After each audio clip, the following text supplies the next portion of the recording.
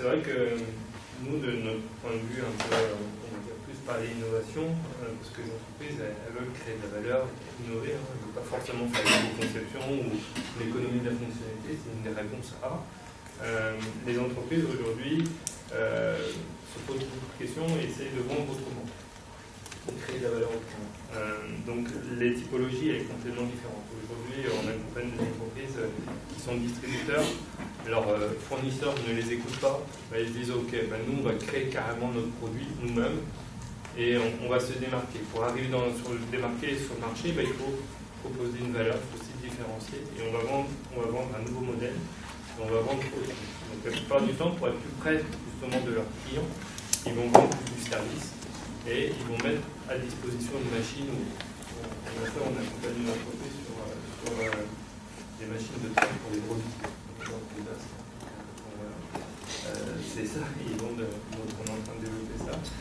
Après, il y a d'autres machines, il y a d'autres entreprises, plus des entreprises moyennes, je dirais 50 ou 200 personnes, qui commencent à avoir, qui ont un fort passé industriel, qui vraiment sont là depuis longtemps sur le marché, et qui voient des petites pépites, c'est-à-dire des petites start-up, qui, si vous permettez l'expression, foutent le bordel sur le marché, qu'ils n'avaient pas du tout vu dans leur radar, et qui viennent leur prendre des parts de marché et remettre en cause complètement leur modèle économique.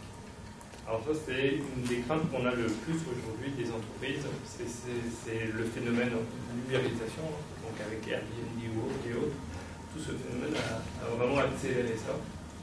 Et puis après, il y a des grands groupes aussi qui souhaitent aujourd'hui qu'ils se regardent, en fait, c'est plus d'un point de vue organisationnel, qui ont vu qu'ils sont toujours leaders sur le marché, mais d'un point de vue organisationnel à l'intérieur, ils ont vu que leurs pratiques n'ont pas évolué. Et notamment avec tous les phénomènes de smart industrie, industrie du futur et autres, ils commencent à revoir leur organisation et mettre plus travailler en horizontal et en transversal. Et ça a des implications directes sur tout ce qui est business model et la façon de faire aussi de vendre les produits, parce qu'il y a des nouvelles méthodes qui sont en place. Donc ça c'est important. Ce qui est important aussi, c'est on se rend compte que les entreprises aujourd'hui ne peuvent plus subir le marché. C'est qu'aujourd'hui, l'entreprise répondait souvent à une demande de clients. Aujourd'hui, elles veulent l'anticiper.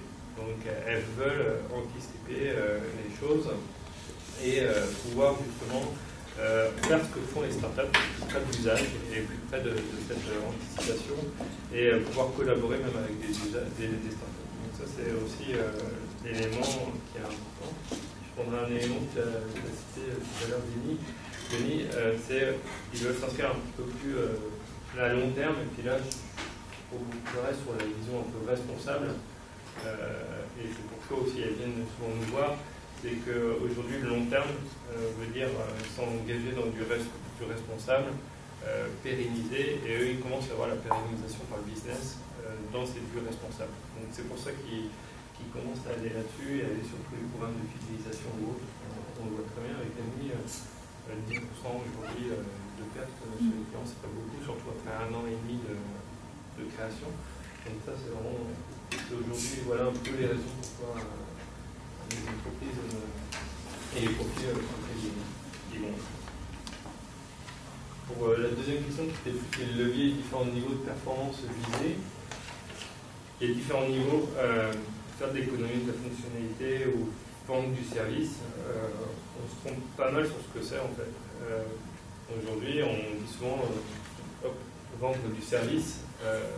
Par exemple, aujourd'hui, des locations de voitures, on vend du service. Pourtant, les voitures qu'on loue sont identiques à la voiture que vous avez tous les jours. Pourtant, les voitures sont over-designées, ça veut dire qu'elles ont des fonctions qu'on n'a pas besoin dans une voiture de location. Qu'est-ce qu'on utilise dans une voiture de location, par exemple? Quand vous arrivez dans une voiture, comment? Chauffage. Ouais. GPS.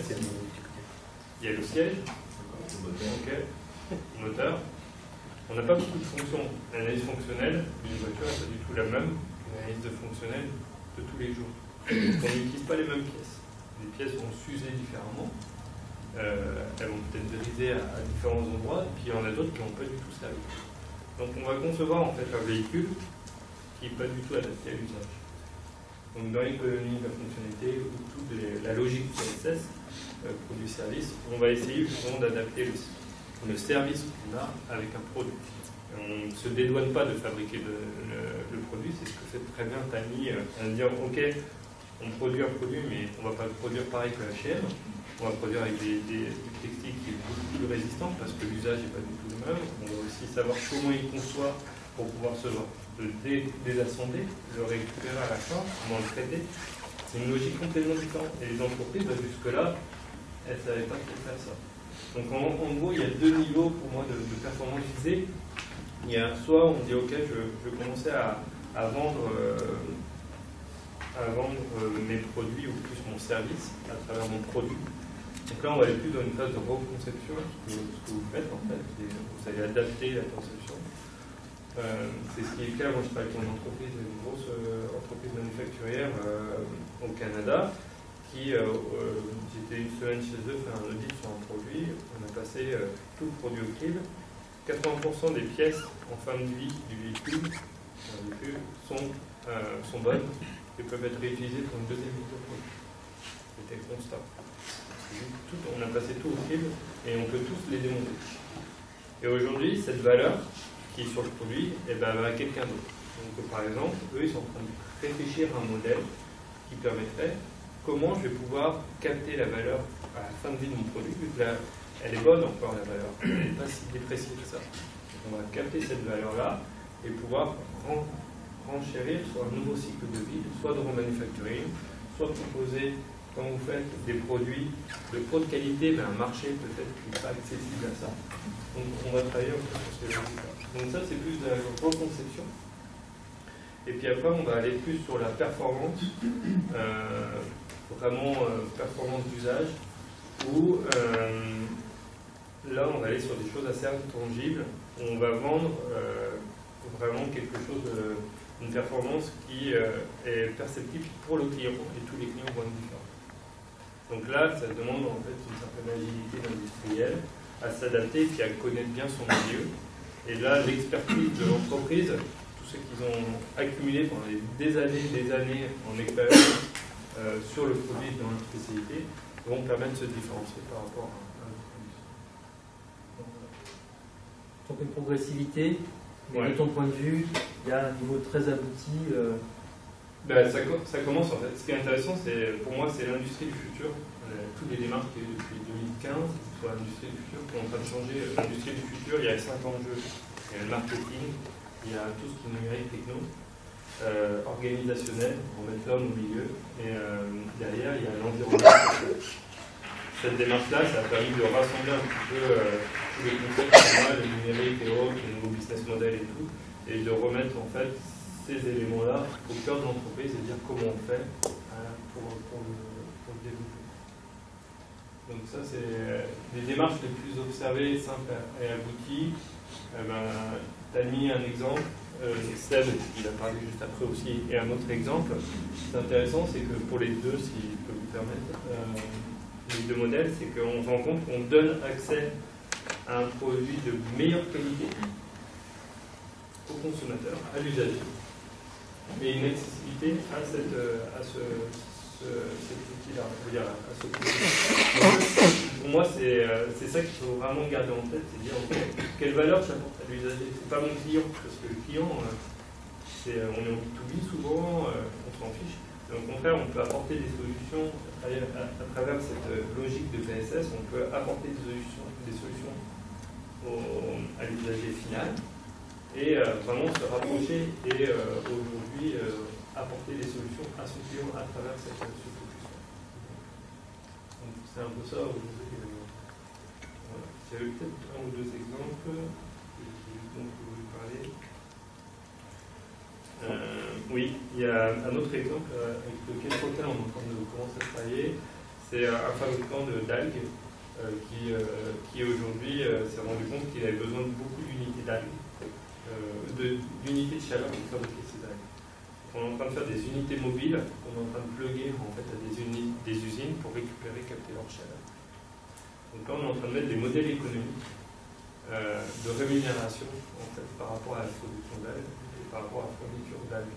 Donc ça, c'est une logique aussi, on ne se rend pas compte, mais derrière, il y a toute une logique PSS qu'on va fournir en fait à travers ça.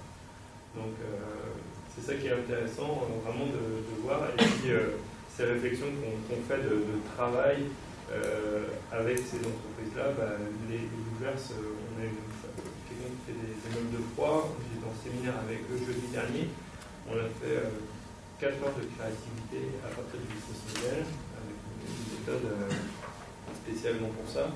Aujourd'hui, ils sont même à développer des business models où ils arrivent à atteindre des performances du client qui leur demande et leur dire, ok, si j'arrive à vous gagner encore plus loin ce que vous nous demandez, si j'arrive à une meilleure performance, je prends une com sur ce que je vous rapporte en énergie. Donc le business model va très très loin dans le service, c'est qu'ils apportent, au-delà d'apporter le service, ils essaient aussi d'avoir des retours de rémunération par rapport à un service optimisé. Donc là, on est vraiment dans l'investissement de... Sur quel type de marché? C'est pas exprès? C'est la grande distribution. Pour des meubles CFTA, ils sont en train de regarder, voilà. C'était une des pistes qui est sortie en fait, à travers les centaines de business models. Et de dire qu'on arrive aujourd'hui, on fait gagner de l'argent à notre client, et en plus, ça nous fait gagner en plus. Donc ça motive encore plus les gens en interne pour arriver à des meilleures performances. Et puis l'environnement est complètement intégré, ils oublient complètement qu'ils font des co-conceptions. Parce qu'on est obligé d'optimiser les flux, optimiser le transport, optimiser les matériaux, optimiser la fin de vie parce que ça leur appartient. Donc il faut les co-conceptions et les